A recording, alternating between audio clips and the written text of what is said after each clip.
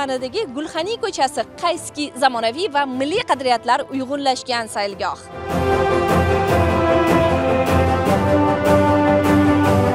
Bu yerda gullar zonasi hamda uzum ishkomlari. Ko'plab mana bunday dam olish zonalari hamda zamonaviy chiroqlar.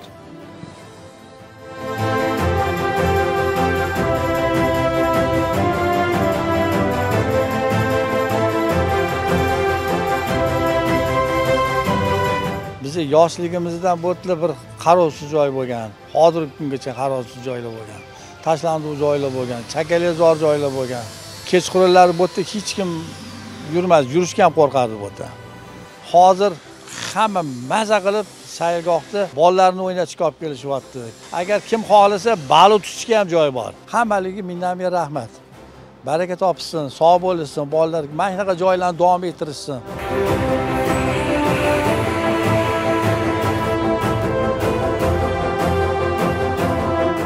Oldin bu yerda hech kim unaqa yura olmas edi.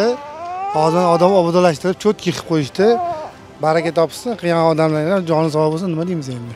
Bunaqa chiqib o'yna olmasdi o'zi. Mahalla aylanib mana shunaqa yurardi o'zi.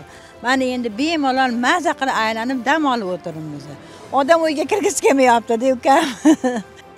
Shuningdek, bu yerda taniqli brendlarning franshizalari va yosh tadbirkorlar uchun ham imkoniyatlar yaratilmoqda. Yo'lning narigi tomonida esa tadbirkorlik faoliyatini yuritish uchun alohida bino ham ajratilmoqda. U bazalt qoplamasi bilan o'ralgan.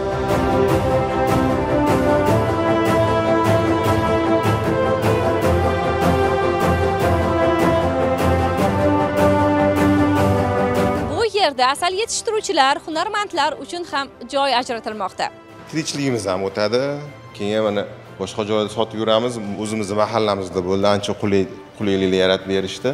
Ochuv joyi edi, maydon edi. Tashlandiq bo'lib yotardi. Uni ochib, obodonlashtirib, ancha chiroyli joy qilib berishdi. Hammaliga rahmat. Turistlarga, mahalliy aholiga juda ham bir keng, katta bir sharoitlar yaratilindi. Bu yerda biz shu asalchilik yo'nalishida faoliyat olib boramiz. Asal arichilikda haligi insonlarni bir davolash bilan ham apiterapiya degan bir yo'nalish bor. Shu yo'nalish bilan ham shug'ullanamiz. Hozir natijada bir 10 ta ish o'rni yaratiladi. Mahsulotlarimizdan bir tanovul qilib bir mamnun bo'lishsa, biz bir xursand bo'lamiz. Bu juda ham bir katta ish bo'ldi.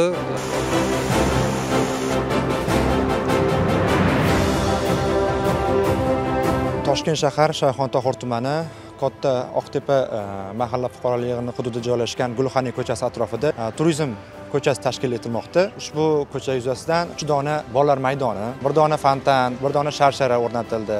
Aholining xavfsizligini ta'minlash maqsadida 24/7 ishlovchi 54 dona video kuzatuv tizimi o'rnatilgan.